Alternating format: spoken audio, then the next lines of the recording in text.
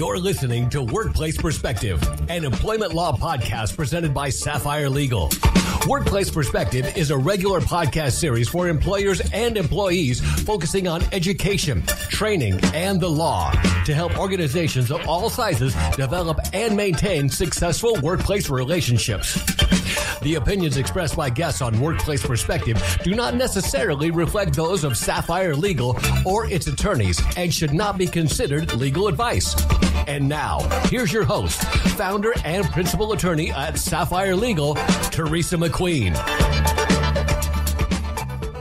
Thank you, James, and welcome everyone to Workplace Perspective, where we are striving to raise the bar at workplaces everywhere. Today, we're talking with author, speaker, and LinkedIn expert, Debbie McCormick. Debbie is the author of LinkedIn for Rookies, answering that age-old question. Debbie will be sharing her tips on how to create a magnetic LinkedIn profile. It's going to be a great show. Don't go away. We'll be right back. The opinions expressed by guests on Workplace Perspective do not necessarily reflect those of Sapphire Legal or its attorneys and should not be considered legal advice. You're listening to Workplace Perspective, an employment law podcast presented by Sapphire Legal. Welcome back to our listeners, and welcome to Workplace Perspective, Debbie McCormick. Thank you, Teresa. I am so delighted to be here and talking to your listeners. Well, I'm super excited to have you here. So before we get started, real quick, why don't you tell our listeners a bit about you and what you do? Great. I came to LinkedIn years ago and found it very confusing and that there was no instruction on how to write a profile that would attract people that, I wanted to talk to. So I did the research that most people don't have time to do and learned how to do it right. As a result, I was contacted by Lincoln Motor Company over LinkedIn, through LinkedIn, I should say, to speak at their sales retreat. And that was the beginning of knowing that I could help people with LinkedIn. So now I write profiles that showcase inspiring women who are changing the world through their businesses. I get to work with some great men too, don't get me wrong, but I do love to partner with women who inspire me, so that I can help them have their businesses and themselves become visible to the world and become known as experts in their field. I am a best-selling author. I've spoken and trained on LinkedIn all over the country and on Zoom, my new best friend, Zoom. And I'm creating an online course right now as another way for people to learn how to become visible on the largest business-only social media platform in the world. So it's to every business's advantage to be there and be there strong. Awesome. Well, I love your book. I've always been on LinkedIn, but I had done nothing except, right, I got on there, whatever it was, and, asked all my professional friends and colleagues to link with me, and then nada. So when I went solo in 2016, I left my law practice partnership and went solo again. I bought your book. I set it right up in front of the computer. I had it on my tablet. I set it up in front of the computer and I went step by step by step. Oh, it was awesome. That's exactly what I intended. I'm so pleased that helped you. Oh yeah, it was great. I finally felt at that time like LinkedIn could really be a useful tool in my practice. And I have to tell you, for social media, it has always given me the most bang for my buck, really. Yes. So, but I want to know, so why a magnetic profile? Okay. Why a profile at all? Oh, well, that far? Because you have to have a profile on LinkedIn if you're a business person, because every business person is on there and you don't have to wade through chili recipes and kitten pictures in order to get to the people that you want to talk to, right? So the reason I said magnetic, it just means attractive. I was thinking of calling it an attractive LinkedIn profile, but it sounds like the profile's wearing a pretty dress or something. It just didn't go where I wanted it to go. So I called it magnetic in that the whole purpose of a properly written profile with the right keywords in the right places is that it will attract the people to you with whom you want to do business. So today, I'm excited to give your listeners pro tips that probably 90% of LinkedIn users don't know about. Well, I can't wait to hear them. I'm sure our listeners are excited. I'm thrilled. It's still a mystery to me. And I've used it. I've tried to utilize it as much as I could, but I know there's more to it than what I'm able to, like you said. I don't have the time to look and to do all these things, like I should. Keywords completely baffle me.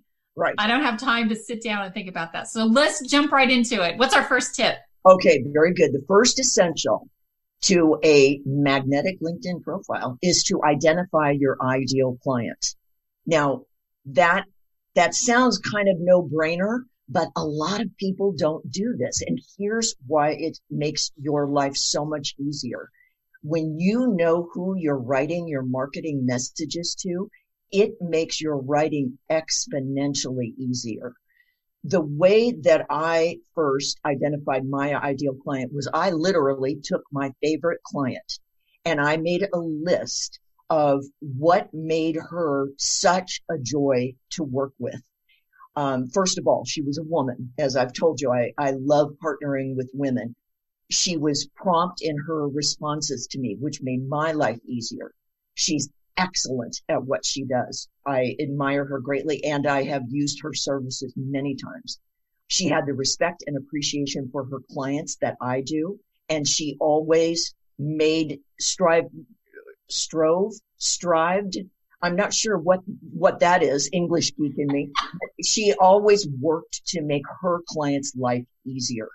Her work ethic matched mine, and most specifically, she wanted to make the world a better place, not only through the way she did business, but her attitude and gratitude. So when I completed that list, I thought that is my ideal client. And now I literally write my marketing messages with Lisa's face in my mind. I write to her, and lo and behold, I have attracted a bunch of Lisas into my life, which makes me a happy person. So that's ideal client. That's great. That's a great way to do it. Yeah. That's focus. I know when people say, think about your ideal client, they try to make somebody up, like bits and pieces of my ideal client, but you actually took your favorite client. Yes, and it made it much more easy for me. It was fun to write down all the things that I loved about working with her. And then at the end, I had a list of the women that I wanted to attract. That's great. Mm-hmm. Don't you think it's hard to sit down and focus on what's positive as opposed to what's negative?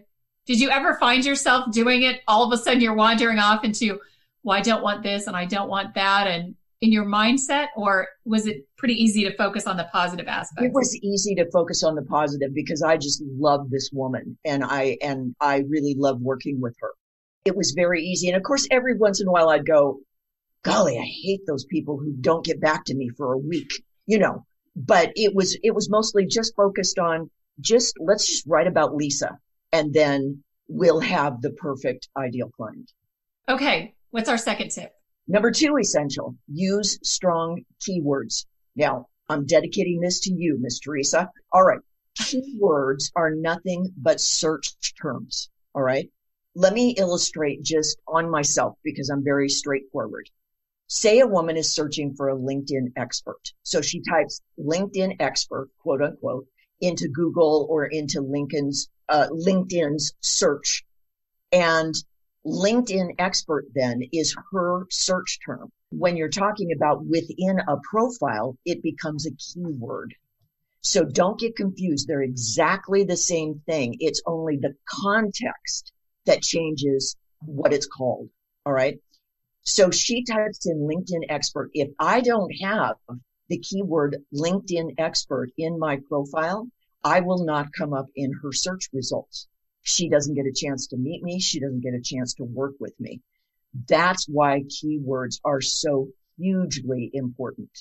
And where you put them in your profile also makes a huge difference to the search engine spiders, as I call them, who are, the algorithms who are looking to match. So you have to use your strongest words so people can find you. Okay, so then how do you come up with that? So you had two focuses. The first focus is, what is somebody else thinking when they're searching, right? Exactly. Yes. Okay, so let's talk about that. And then let's talk about how do you integrate that into your own profile without having it turn out to be like a bunch of gibberish. Good deal. All right. That second thing I'm going to address in my third essential. So hang on for that. Perfect. But it's really easy to come up with strong keywords because it's just what you do. So legal expert, workplace legal expert, two different keywords. Okay. So you're putting on the brain of your ideal client. What would she type into a search engine in order to find someone who does what you do? Okay. And LinkedIn expert is probably my strongest keyword, but I have probably 7 others that I use. So just get into that mindset. What would I type into the search engine if I were looking for a LinkedIn expert? That's how you do it. I like it. You make it sound so simple. It is simple, but nobody explains it simply. That's what I strive to do. Well, the keywords, if somebody would have explained it to me that way, I think it would have made much more sense to me. Yes. But in my head, it was all wrapped up in, what are they saying? What am I saying? What are the search engines going to pick up? How's it going to all come together?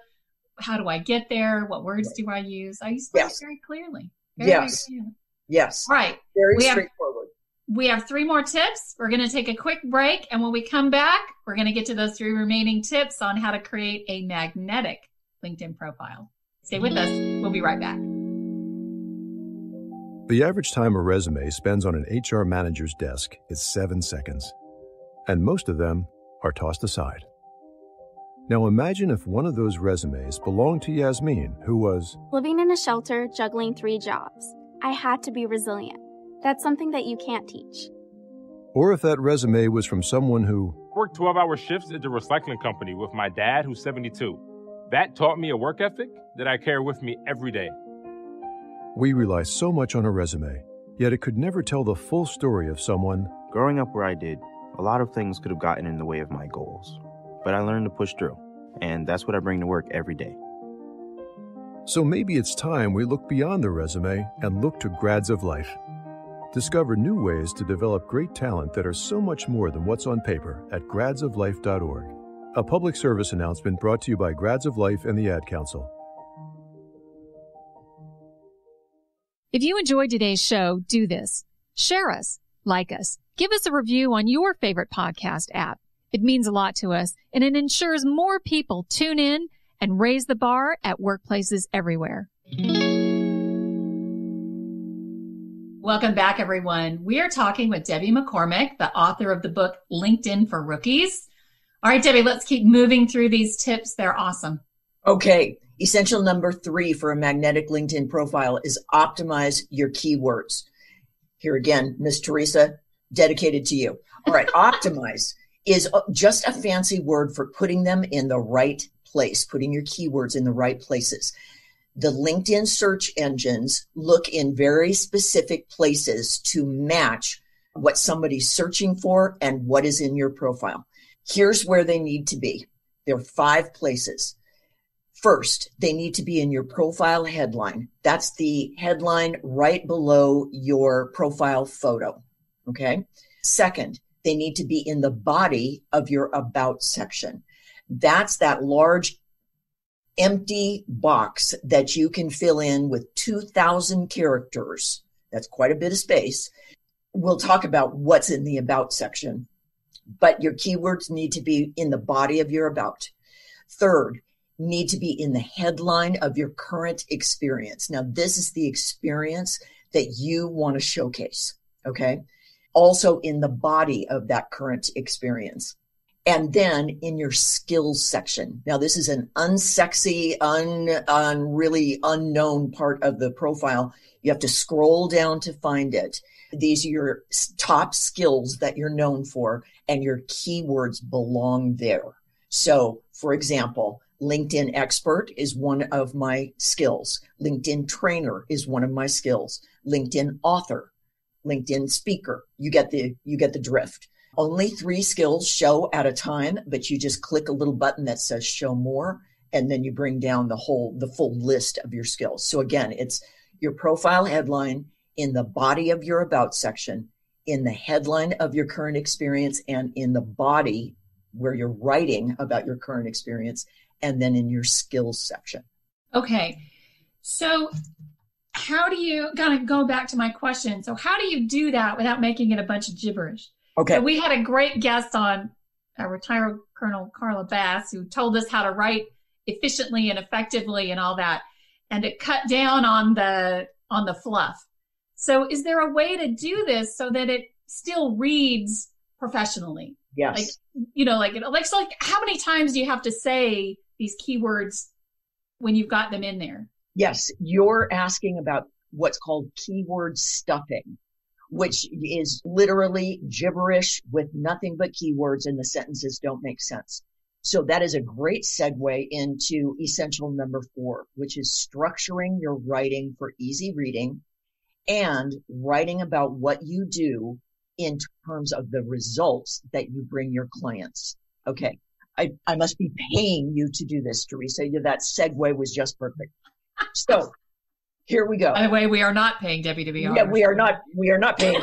Debbie's not paying Teresa. Let's just get that clear. This is the for both your about section and your current experience section. Let me tell you how this breaks down. In the about section, let me take that first because they are a little bit different. In your about section, the top part of your section should have a compelling statement about what you do for your clients. And keywords are very easy to put in that statement. All right. And then, for example, I write LinkedIn profiles that showcase your services and products so that you are easily visible to the people who need you. Now, one of my keywords is LinkedIn profile writer. That incorporates that. And then I move on down. Next section is called, and you can do this in any order that you want to. This is not stuck in concrete. Next section should be called clientele, literally in capital letters, the word clientele. And you talk about who your ideal clients are. They're entrepreneurs or they're mid-sized business owners or whoever they are. And the point of that is so the reader can self-select whether you're a person that they need to talk to or you're not a person they need to talk to. And believe it or not, deciding that you're not the person that they need to talk to is a benefit to you because you don't get your time wasted with somebody who isn't your ideal client. Then the next section, this is going to be your favorite part. This is called services, or in some cases products, or products and services, depending on what you do. And here's where keywords are easily used. And by the way, you're listing your clientele and your products and services with bullet points. What you want to do is have the reader take his or her left index finger and just go right down the page and get the gist of who you serve and how you serve them very easily and quickly. Because as we all know, MTV ruined our focus and concentration, right? I'm giving my age away. So it was the end of it all, huh? Yes, that was the end of the ability to concentrate. And so you just, and a lot of people don't have time to start at the top of the profile and read thoroughly all the way down. They may take the about section thinking that is a summary, or they may take the current experience going right to this is what I need and this is what I want to read about. All right. So your products and services section, and you do this, the clientele section and your products and services over in your experience section too. It doesn't have to be exactly the same words. And that gives you the ability to change up your keywords. So I could say LinkedIn expert in one section and I could say LinkedIn specialist in another section. Okay. Your services and what you do is a prime place, keyword list of your keywords. And of course, make it make sense, because you will be punished by LinkedIn if it's just keyword stuffing gibberish. Then your final section there in the About section is your contact information. Everybody knows that your contact information is hidden somewhere on your LinkedIn profile. Don't make people search for it. Give it to them right there. Your email, your website, your phone number. And here's a pro tip that most people don't know. LinkedIn will punish you if you have live hyperlinks to your website and your email. Why? Because it takes the reader off of the LinkedIn platform. Oh. So what you do to get around that is you just don't hyperlink that information. You just type it in, www.teresathequeen.com, and you don't hyperlink it. That way, the reader can just copy and paste right into Google and go right to your website if that's what they want to do. Now, it's an extra step for them, but it's a 1 second extra step. Nobody minds. That's great. Yeah. So always at the bottom of your about and your experience, give them your contact information, because remember, they're not necessarily reading all the way through your profile. Don't make them search for it. That will just frustrate them. Then at the very bottom, you can use hashtags. You can use your keywords as hashtags. LinkedIn expert is all one word, hashtag in front of it, right? LinkedIn author, all one word, hashtag in front of it. That's a key place to use your keywords, but you label it as specialties, and then LinkedIn does not consider that keyword stuffing. It's hashtags. So there you are. You've got your keywords all in the right places, all over your profile, and you are golden. I think that's great. I think it's good that you can find, you don't have to use the same keyword over and over and over throughout your profile. You're saying, that's right. Develop these different aspects of the same thing and put them in different places as you work through your profile. That's exactly great. Right. Yes. Okay, we're getting a signal. What's our last and final tip? Okay, photo and banner. So many people overlook this. So quickly, your photo needs to be taken by a professional photographer who can light you properly, pose you properly, and most important, do post-shoot work in Photoshop or whatever app they choose to do. Your goal is not to look 10 years younger than you really are. Your goal is to look like you on your best, most rested day. And then the banner is some excellent real estate that is the rectangle behind your photo, and get a graphic artist to customize that for you with your logo, your book cover, your keywords, a shot of you in dynamic action if you're a speaker. That is great real estate, and your photo and your banner are the first impressions that the reader sees. So they need to be excellent. Awesome. Debbie, you have given us so much information in such a short period of time. It's awesome. I love it. I love it when people can walk away from the show and put things right into action. And you've given us awesome tips. Thank you so much for joining us. Thank you. We really appreciate it. Thank you so much for being with us. You can learn more about Debbie by visiting her website at www.debbiemccormick.com. That's DebbieMcCormick.com. You can also connect with Debbie via our website at sapphirelegal.com/podcast. I want to also thank our listeners, My Radio Angels, James and the Knave at Night, and our workplace team extraordinaire, our engineer and producer, Paul Roberts, our associate producer, Melissa DeLacey, with music provided by the very talented Stephen Vercelloni. Thank you all for joining us on Workplace Perspective, and until next time, keep raising the bar.